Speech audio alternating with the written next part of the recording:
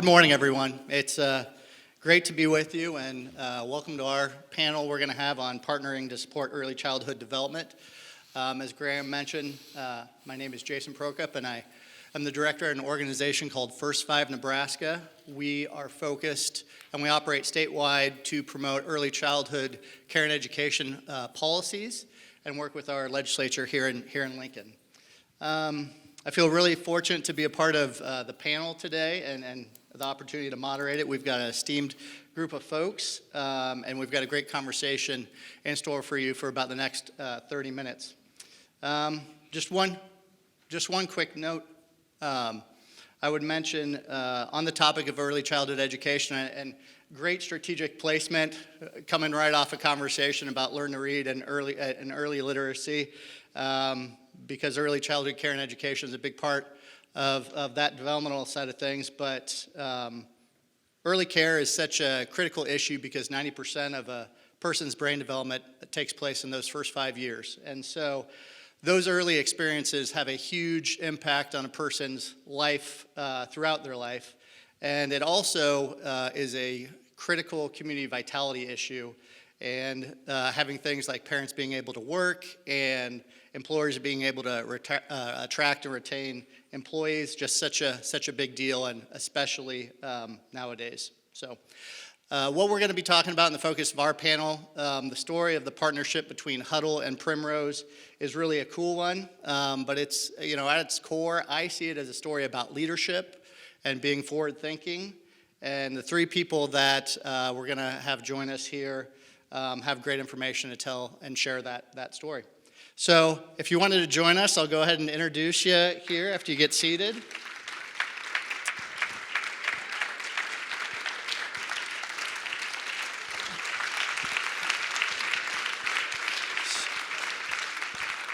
So down at our far end here is Mark Ketcham, and he's the Vice President of Operations at Hudl, where he's worked there for almost 12 years. He's a bit of a jack of all trades and manages a team of 2,000 plus people in India, spearheading Hudl's United Way campaign and serving as the president of the Hudl Foundation.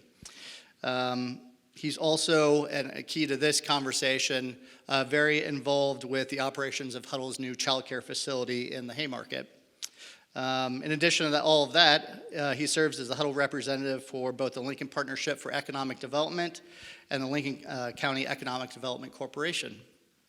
Right next to Mark is Jasmine Kingsley. She is the Chief People and Legal Officer at Hudl, and she began her legal career in private practice in the Bay Area, working on issues in technology and intellectual property transaction. And then she joined Hudl as general counsel in 2015 and currently heads the company's global people, legal, and brand communications teams. She serves in various capacities in many boards and foundations here in the Lincoln area. And just a bit of background on her education, she received a BA in International Relations at the University of Pennsylvania and a JD from Harvard Law School. Last but certainly not least is Dr. Betsy Tonniges. She is the owner and operator of the Primrose School of Lincoln at Wilderness Hills, and then also the operating manager of Primrose School at Hudl. She served as a public school educator, a elementary principal, curriculum director, and in district administration prior to opening the Primrose schools. She graduated from Doane University with a bachelor's degree in elementary and middle school education, and then went on to earn her master's degree in curriculum instruction and educational leadership, along with an endorsement in early childhood education. She also earned a National Board of Professional Teaching Standards credentials in the area of literacy and completed her doctorate of education at the University of Nebraska at Omaha.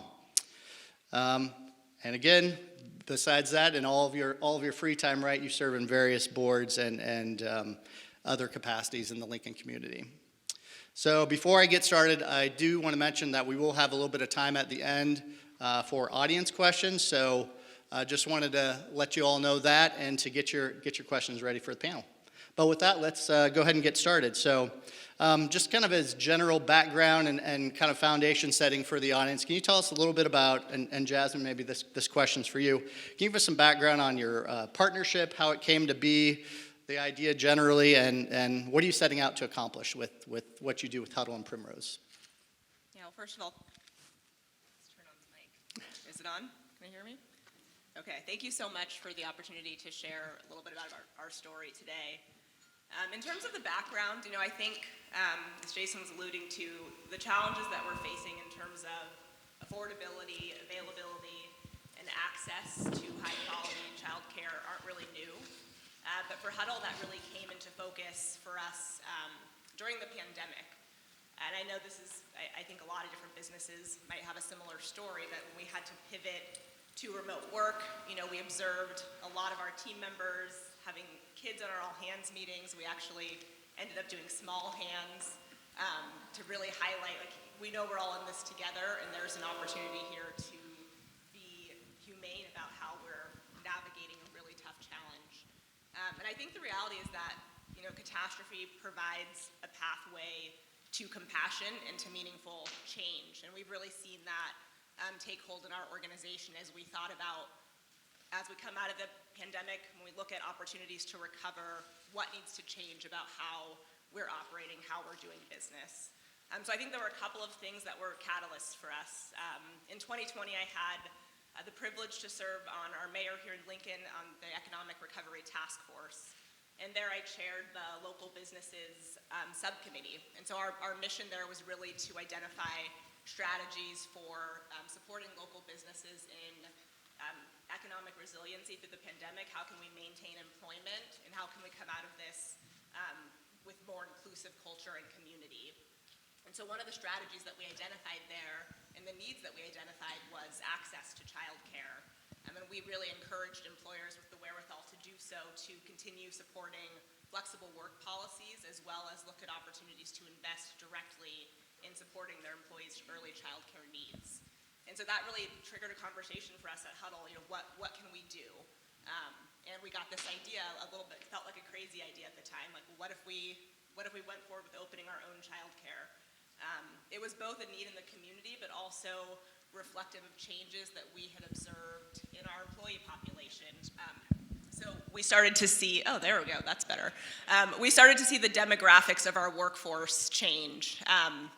We're a relatively young company, and we observed that about 3/4 of our workforce currently were in the demographic range for needing childcare. And that represented a shift. And so there were a few things that we had on hand. We had obviously a community need. We had a need within our organization. We had the resources, and then we had the gumption. And so one of the big pivots we made, we had this first floor space that we were looking to build out. And we were gonna fill it with more spaces to work. And as I think everyone's aware, the way we work, probably changed quite a bit during the pandemic. And I think that's been pretty acutely felt in the technology industry in particular. And so noting we had fewer people coming into the office, there was something different that we could use that space for. And so we ended up pivoting our plans to build out that office space and moving full steam ahead with, let's figure out what we can do to support this emerging need for our workforce. And so we had those things, the opportunity, the gumption, the resources. What we lacked was really any clue whatsoever about how to operate a childcare, and that can be really daunting to look at something that's far outside of the scope of your core business and your core competency. And I think that's where partnership really came in. And so it started out just pretty grassroots. The discovery phase was me just calling every daycare in Lincoln and asking, hey, would you be interested in opening another location? Do you have a partnership model? And we really felt at home as we engaged in our conversations with Primrose. I think a few things that I'll call out, and then I'd love Mark and Betsy to share their perspective as well, but they had this well-vetted model of kind of local franchise ownership, but a good national system for kind of driving consistency and the quality of care and the curriculum, and that strong backbone and foundation where they already had tested models for how to do on-premise daycare locations. And they offered us the flexibility to structure that in a way that worked for our organization. And so having those pieces in place, the partnership is what really allowed us to kind of carry this idea from ideation into a reality. And I'd love to hear, Mark and Betsy, your thoughts on that too. One quick point I wanted to just reiterate with what Jasmine said is just the lack of quality childcare. We have heard anecdotally from our team members, but also you can see it around the community of Lincoln and elsewhere, wait lists of a year plus to get into a center. Parents coming to Jasmine and I saying, what can we do? Is there anything we can do? And after hearing this over and over and feeling this as parents ourselves, we wanted to take action and do something. And there's a lot of different ways and avenues we could have gone to do this. And there's a lot of different ways for you all to get involved to help your team, your companies. But we wanted to take a big swing with regards to childcare, and that's what we're in the process of doing.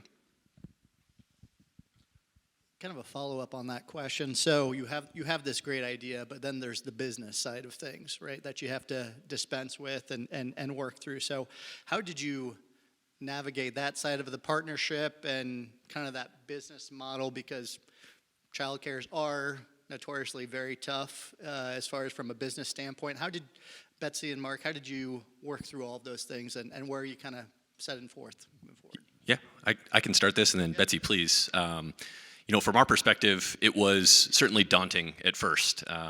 Being located down in the Haymarket, rent is not cheap, really anywhere, but certainly down in a very populated area like that. And we knew it was going to be challenging to find a way to make this work from a business perspective. But we had really a lot of trust and confidence in Betsy and team to be able to, we've seen their center that exists at Wilderness, and we've seen how successful that's been in becoming one of the best, if not the best, childcare facilities in the city of Lincoln. And this will be kind of the theme of our presentation. We put a high level of trust in them and said, you know what, Jasmine and I, we're not experts. No one here at Hudl is an expert. This is something that Jay and Nash both touched on earlier, just the willingness to accept what you don't know, being willing to learn and go back to that beginner phase. This is something that Jasmine and I have still to this day don't have all of our information that we need to be able to run a successful childcare facility. So the partnership that we have with Betsy and team is absolutely crucial to the success of this. And we said, we think we can make this work from a dollars and cents perspective, and we're going to trust you to be able to come in and run this for us. And that's what we're excited to do here when the center opens here in just a couple of months.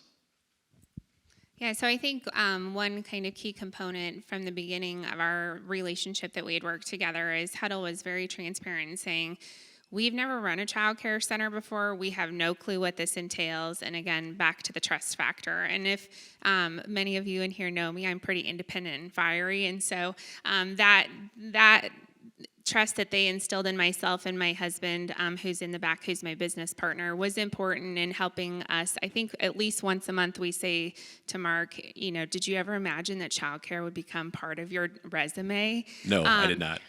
But he's learning, you guys. And so it's been, I think, just the relationship that we have in working together and the willingness to learn together and the willingness for us to learn about Hudl and their culture and how it meshes well with Primrose has really helped to solidify a good foundation. And like he said, our partnership is based on a high level of trust, honesty, and open communication, and just the willingness to solve any issues that kind of come our way.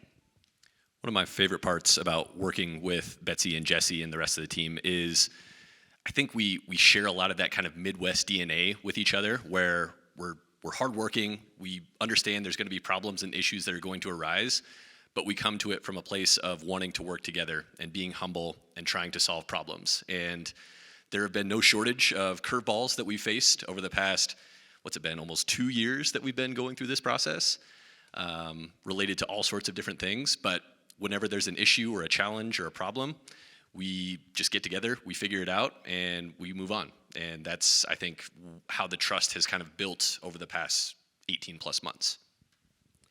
So you mentioned 2 years. You've been at it for 2 years. You've got a little bit of time underneath your belts now.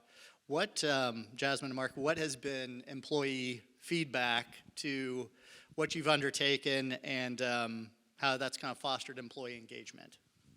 Yeah, so I think Mark hit on this at the beginning, and Nash hit on this as well. It's when you set up your employees to do well at home and at work, you really get to see that holistic benefit of investing in a whole person. I think that's the culture that we're looking to create. And so being willing to pivot and address directly a rising need of our employees, the commentary that we were hearing around access, affordability, being able to get into a daycare, all of that was direct feedback that we were taking and responding to as we undertook this journey. And so I think the response to us practicing one of our values, we listen, has been overwhelmingly positive. I think we have had to pivot off of from other investments and other benefits that we used to offer. We've made a decision to say, hey, we hear you, we see that things have changed, we've changed, we're growing, we're changing, and we want to respond accordingly. I think our workforce is really excited to know that we're investing in them 360, that you don't kind of end your personal life when you step into the doors of the office. You bring everything with you, and knowing that your young child is right downstairs, I think provides incredible peace of mind. Everyone's really looking forward to that. For new parents, new mothers in particular, nursing moms, I think it just kind of changes the game in terms of their ability to show up at work and show up for their families. And so the response has been overwhelmingly positive. And I think even for those who aren't anywhere near their family forming journey at this stage, just knowing that we're a company who wants to invest in your success at home and at work, I think has been really meaningful in terms of continuing to build that bond of trust between our organization, within our organization, as well as kind of the external community impact that we're able to see as well.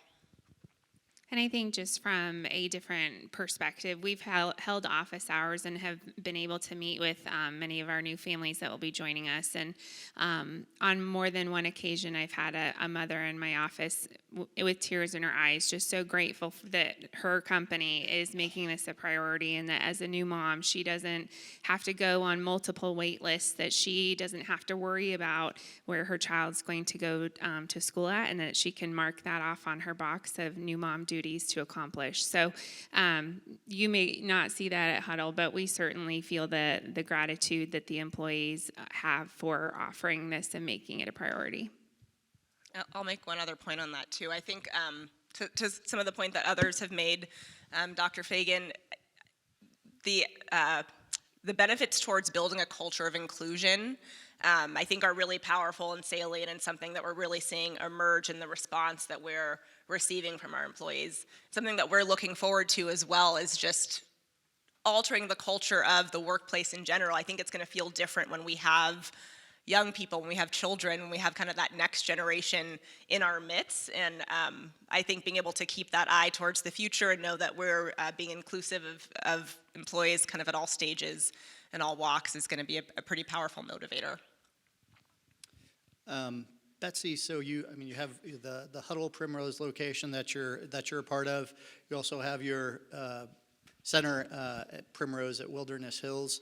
Can you talk a little bit about the impact of the community at large? We talked about the accessibility and availability issues, but what kind of impact does this have on the community? Yeah, so I have a slide here that Graham's going to put up with a couple statistics. Can you go to the next one? On this slide. And so I think, as an elementary principal for years, we used to receive children in kindergarten, and every year there was a handful of kids where I'm like, gosh, if they just had high quality childcare where they received, high impact literacy, high impact relationships, what a difference that would have been for them prior to them coming to kindergarten. So here are just a couple of statistics in terms of community investment, and that's part of the reason why I decided and dragged my husband into the early childhood field from his business expertise, is just because if we can, like Jason said, start educating from birth to age 5, the dividends pay off enormously, not only for them as individuals, but for families, and then also for our society and our K-12 system as a whole. So up above, there was a reference earlier about students reading by the age of 3rd grade. That is definitely a statistic that has been around for a while. But as you can see, just by putting some dollars and cents into early childhood, the dividends it will pay off in the community. Graham, if you want to go back to the next slide. As we think about the workforce, if if you don't have children, what is important to note also in early childhood is a lot of these key concepts that I have listed up here are things that we teach, foster, model in that early childhood group setting. And those definitely translate into the workforce when they become adults. And so, again, just the importance of high quality early childhood care and education and how it pays dividends off in the community. Thanks, Betsy. So this will be my last question, then we'll open it up to the audience. So if you have a question you want to ask of the panel, if you want to start making your way to the microphone there in the center of the room. But from all of your perspectives, what advice would you have for any business or organizations that are interested in pursuing something similar to what you've created between Hudl and Primrose? Betsy, maybe we'll start with you and just go down the line here. I think one thing to note, and Jasmine kind of touched on it earlier, is that this is a benefit to employees, and it's not a moneymaker for the company. It's truly a benefit. And so as you think about ways that you can support early childhood, there's a variety of ways. This just happens to be one model that we have kind of established, and I will tell you it's kind of evolved as we've learned more about each other and what the strengths are of each organization in coming together. But there's certainly a variety of ways to do it, and this just happens to be the one that worked well for us this week. Yeah, I think the piece of advice from the employer side is that we empathize and recognize how daunting this can be. I think this is in an effort to put your people first, to put their needs first.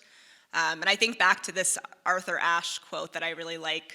He says, "To achieve greatness, start where you are, use what you have, and do what you can." And I think this is a study in that, sometimes being willing to make changes to support changing needs of the people within your organization. And you don't have to do it alone. A number one tip here is find the right partner, find a partner that's aligned with your values and your culture, and get some help, because you don't need to be an expert in this space to make an impact in a huge area of need. Yeah, I cannot stress enough that last point by Jasmine. The right partner is absolutely crucial, at least for our success. So be willing to put in the time and effort to vet potential partners. As Betsy said, there's a lot of different ways you can get involved. You don't have to go and build your own center. You can go a lot of different directions with helping your team, your employees when it comes to childcare. I think my other big point of advice, being the ops guy that I am, is be willing to plan ahead. It's a lengthy process. As I mentioned, it's been about 2 years, and it'll be darn near close to 2 years by the time the center officially opens for us. So start the process now, start talking to your employees, understanding what their needs are, and if this is something that you're serious about wanting to provide, start talking with your leaders and thinking through how you can make this most successful, because it will take time to make sure that you get it right. So be willing to put in that time and effort up front. Great. Thank you all. Well, we'll open the floor up. Yeah, I do have a question. I find it fascinating that you started this process a couple of years ago, and so much has changed in the world around us since you began the process. Now that work from home, work from anywhere, so many people not even being located near your headquarter facilities, how has that changed over the course of the last couple of years in terms of what you're planning, and how will that affect the future of this program? Yeah, thanks, Jay. That's a great question. Things have certainly changed over the past couple of years, but I think a couple of things have remained consistent. One is that the lack of access, lack of affordability of childcare, and the need for this care in our communities. Unfortunately, it's been really hard to make a dent in that, and I think there's a lot of public work that needs to happen on this front, but there's a huge role that private companies can play as well. So we remain committed to that. And then secondarily, the needs of our workforce. I noted we had a large percentage of our workforce who are kind of within that demographic range to potentially have childcare needs. And our data has continued to reflect, we've been in a little bit of a baby boom, if you will. So the needs of our workforce have trended consistent with this being a really good investment for us. And I think it also sends the right message to future potential talent from a talent attraction standpoint, that we're going to stand by this value of supporting the whole person, of being a great place to work for people with families and for anyone along wherever they may be on their childcare or family forming journey. This is something that we look at as an enduring and durable investment for the long term. And one other quick point to add, Jay, that was a really good question. We have seen a lot of folks who have still opted to work from home. We still allow that flexibility. And I think that's played out with what we've seen in terms of sign-up so far. We've seen a lot of parents with older kiddos, maybe 3-4 years old, who have built relationships with teachers and friends at their current childcare facility. So we've seen our numbers go a little bit lower there. Where we've seen just a huge demand is in the younger ages, the infant ages, where you've got those parents who are on wait lists for a year plus, as we mentioned. They're looking really anywhere they can go, and they, our team members are ecstatic that they can kind of have first dibs at this center that we're building. And so our hope is this will be a draw to not only bring more people to Hudl, but also a huge employee retention play for us as well. There's absolutely some selfishness that we have with building this center. We're obviously looking to do good for the community, but we have the selfish aspect of wanting this to be a huge differentiator for us at Hudl. So we've seen just a huge influx of requests for those younger ages to start. My name is JD. I think what you're doing is fantastic. I find it shocking to realize that 80% of the workforce, let me get this right, 80% of single moms with kids under 18 are working. And so this is a massive need. I don't know if you mentioned, or maybe you can't share, but are you paying for this, or are you like 100%? Yes, we are paying for this 100%. We are putting our trust in Betsy and Jesse and the Primrose team to kind of run and operate it for us, but Hudl will be paying for everything for it. Is there any other organization you're aware of that in the country that's doing this? Sorry, one point of clarification. Parents will be paying their children's tuition for sure. Hudl's paying for the operating costs of running the center. So essentially it's a subsidized cost for the parents? Correct. Okay. All right, thank you. No, and I would just follow up with that. There are a bunch of different organizations throughout the country, Texaco, Procter & Gamble being two, that have also invested in early childhood centers on their campuses for their employees.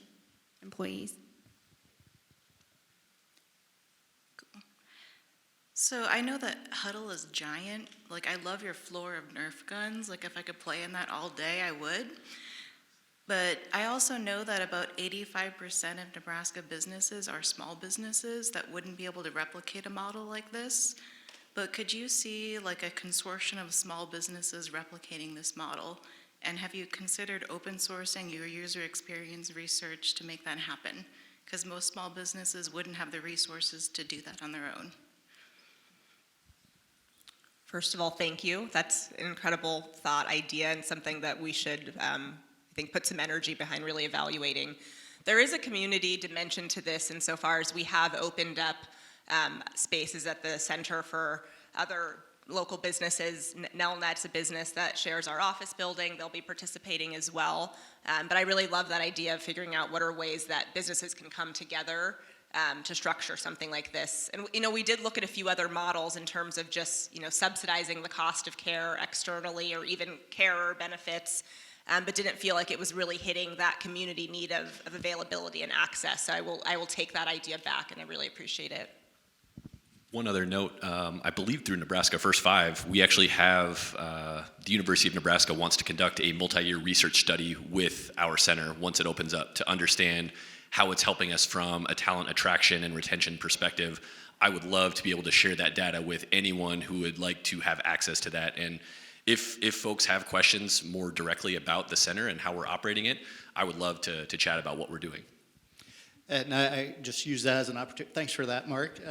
We do at First Five Nebraska, we have a business accelerator program that we've just been getting started working with various businesses in the Lincoln area, talking about what are your options when you're thinking about childcare and how you can best support employees. So we have a person who has a vast amount of experience with economic development on staff. So I'm happy to talk to anybody about that or check out our website. Lots of great information. think we've got time for one more question, if there are any, or if there is one. Okay. Well, if not, thank the panelists, thank all of you for listening, and appreciate your time.